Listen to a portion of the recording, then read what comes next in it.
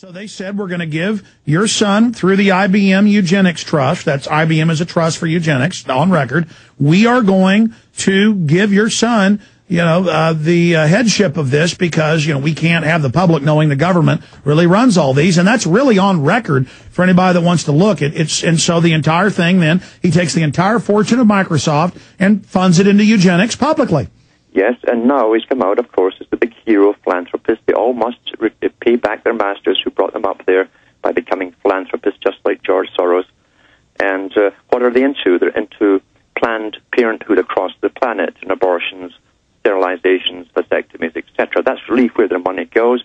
But here's the same man now in with the military-industrial complex, Mr. Gates, with specialized mosquitoes they want to release all over the third world countries, supposedly to help reduce the mosquito population by introducing sterile male mosquitoes.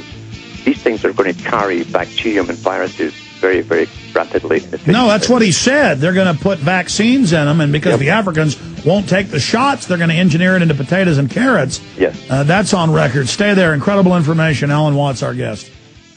The New World Order beast is genetically modifying your food, mixing vegetables with animals, and now experimenting with viruses. Without a long-term food solution, you will have just two options: starve, or surrender. All canned food supplies will eventually run out. What then? Grow your own healthy food and feed your family forever. SurvivalistSeeds.com is now the nation's largest bulk heirloom seed company, and it's owned by a real patriot, Big John Lipscomb. You can now have an infinite amount of healthy vegetables like a watermelon, a bundle of carrots, or tomatoes for a little more than a penny each. SurvivalistSeeds.com. And now you can go into business with Big John at SurvivalistSeeds.com by becoming an affiliate. See his link at SurvivalistSeeds.com. All right, going back to Alan Watt from cuttingthroughthematrix.com. Alan, before we get back briefly into the globalist master plan and the current operations and then take some calls, you have been having some problems with your 3 or 4 websites. You wisely had some mirrors of cuttingthroughthematrix.com, but now you've been having a lot of problems, and people should know that you've been under a bit of an attack. They're trying to take your registration names away, though you registered them years ago and own them. They're not letting you upload to your servers, though you've paid in advance for a year. And you're not getting any answers from Yahoo on this, are you? Well, they rectified it the other day, suddenly, because so many people were protesting and calling them. And this went on for a week and a half. They suddenly stopped me uploading to 2 of the main sites. And no explanation was given. I talked to about 5 different people over the course of a week and a half, and they wouldn't let me talk to any of the engineers who could possibly have given me the technical problem. There was no technical problem. They simply put a lock on it. And someone had obviously, from above, given them the suggestion to do this. So it's from a high source. Now, at the same time this was happening, friends of mine, people I know in other countries, were getting in touch with them, asking if they knew me, and why they were taking out domain names in my name. Now, anyone can do this across the planet if they want to. It's quite legal, you see. But they wanted to know what the connections were and so on. So, as I say, after a bombardment of listeners to Yahoo and me mentioning it on the air night after night, they suddenly fixed the problem and couldn't tell me what it was. And I'm on unlimited disk space, so it wasn't that was the problem. They'd actually set me back from about 9.5 gigs, which I was at that present time maximum, with unlimited disk space to go. They set me back to 6.5. Well, look, I mean, we have sophisticated hack attacks against us on record from the big ISPs. They certainly, the Pentagon's announced they're going to attack American and European media that criticizes the New World Order. They've now said on the news they're going to start killing journalists. There's famous video of the tanks driving up and killing Reuters journalists over in Iraq. Okay, let's accelerate, but thank God it's back up. Let's accelerate Alan Watt here now through their master plan, and if they're able to succeed, what they're going to set up, and then take calls. Yes, they've published the books, in fact, from the United Nations, and a whole host of umbrella organizations under the United Nations have published their own books on the future cities. I should mention that back in the 80s, I met the man who owns the polo team that Prince Charles belongs to. And he is a big Canadian. He owns hundreds of corporations and companies across the U.S. and Canada and Europe. He has an estate in Ireland. He's a lord, and an estate in London. And he's also an amateur, although professional architect. And through a strange set of circumstances, which I didn't understand at the time, he showed me his drawings for the future cities. And one of them, this is about 1982, one of them was a domed city over a much smaller Toronto, under a sort of glass type dome. And he didn't explain why it would be a dome or anything else. And I said, well, that's a much, much smaller Toronto. He says, that the population will be that small, he says, in about 30, 40 years. No explanation given. But then a person who works for the United Nations sent me a book on the future domed cities for the perfect societies across the world. And it's right along the agenda that H.G. Wells and so on talked about. Everyone will be reared in a sort of creche dome. You won't know your parents. That's exactly what the Soviet system was supposed to be based on, but it wasn't Marxist enough.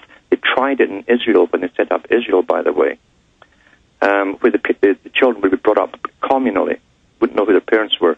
You'd be trained in there up to a certain age, then you'll go to a school dome, then you'll be designated a work dome, and then you'll have your adult life dome as you work, and then you would put it into a geriatric, all nice and organized, like a control freak had planned your whole life for you. This is the world's structured society they want to create, but this is for the ones who will be doing most of the work, for the elite. And Alan, I'm not trying to start fights here because it's very destructive to get into fights with people that, are similar to our views on the New World Order. There was a big film made. They used a lot of my footage, and other people's footage, and it was supposedly anti-New World Order 9/11 truth. Then their next film called for the dome cities, and a robot will run everything, and it'll be a totally controlled society, and the maker said that I would have to be put in a re-education center, but that I couldn't intellectually understand and grasp why this had to be done. No, I understand the power trip these people are on, and I kept saying to them, I heard all this 100 years ago from the eugenicists. What you're saying is right out of the Soviet model, right out of the Fabian socialist model. This is the New World Order. And they'd say, no, it's not. And I'd say, but that's a fact. Yeah. Even these drawings and diagrams aren't new. I'm not starting a fight with these filmmakers. Mm-hmm. I'm just stating a fact. And they got very, very angry and started attacking us. And then play this mental game of saying, no, this is something totally new. Alan, you know what I'm talking about, don't Absolutely. You? This is not totally new, is it? Not at all. The whole 20th century was mapped out, including the wars, because people like H.G. Wells, who was a founder of the Fabian Society, who was picked up by Sir Thomas Huxley, the grandfather of the Huxley, the best friend of Charles Darwin. He picked a whole bunch of young men up. He taught them in the red tie school. They're all given red ties for revolution. They're all guaranteed to become very famous because unlimited financing would give them complete access to all media. And they were to go out there and be propagandists for this eugenics, utopian, scientifically run society. And they did the predictive programming to set the maps of man so people would follow this predetermined system. And then they wrote books bragging they'd done this. None of this is our opinion. That's right. And also, Wells himself said that we need a world war. And after World War I, he said not enough people have come to their knees. They've not given up national sovereignty. He said we need another world war to bring this into existence. World War II brought in the United Nations. And every country signed on to it, and that's when all sovereignty was signed away.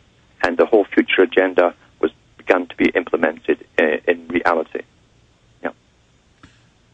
So the whole 20th century was planned, you see, including what they have planned for this century. This is to be the century of change. Every top professor across the planet in academia has talked about the century of change for the latter part of the 20th century, talking about the 21st century. Obama's whole premise was change is good. No one asked him what he's talking about. What change are you talking about?